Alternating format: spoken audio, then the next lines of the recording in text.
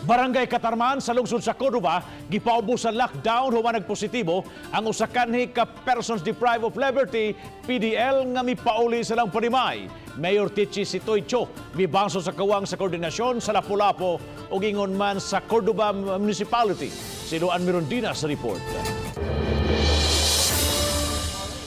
Gipaubos na karon sa lockdown ang Barangay Catarman sa lungsod sa Cordova human migawas ang resulta sa COVID test sa usa ka 36 anyos nga lalaki nga kanhi PDL. Buot masiguro sa mayor nga dili na makakatapa sa laing barangay ang COVID-19. Siya lang ang gi-isolate.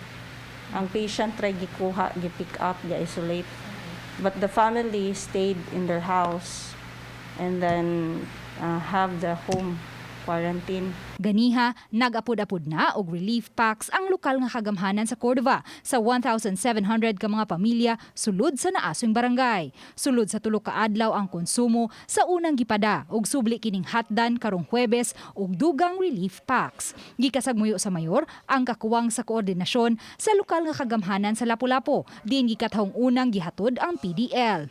Abril 28 sa Udto, gida sa mga personnel sa Mandawi City Jail ang 36 anyos nga lalaking PDL sa Lapu-Lapu City Health Office ug human masayre ang address ni ini nga taga-poblasyon Lapu-Lapu ang taga-City Health na ang midaka niya sa barangay. Ang netabo ko na ma'am siyang gimihangyo nga dili pa ang iyang kunatumo at tura sa siyang gitikanan nga masakiton. Matod ni Kapitan Terso Tumulak, sila mismo naglibog usab unsaon paghandle ang mga molupyo sa ilang barangay nga napaubos na sa swab test. Kini samtang gipaabot pa ang resulta ni ini. Kasagarang pang swab test diri, di mag swab test papulion naman ka di makay-isolate. Mao po ni usan nakakuanan kakadiferensya po dana kung isulti pa daw sila nga isolate na ninyo ay palakawa. Di po dato tumingin ana.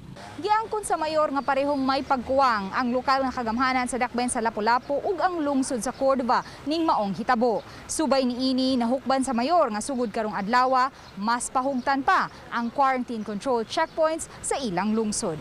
We are really strict man unta sa among borders pero mao lagi ang sulti pud sa among kapulisan nga daghang reklamo kaning bahin sa government mga exempted naman tayo exemption sa EO ni Gov.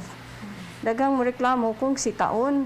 Ganiha, mas gihigpitan na ang quarantine control checkpoint sa Cordova. Bisan ang mga sakyanan sa gihulagway nga mga essentials, gisusi ang mga dokumento. Lakip na ang karga ni ini.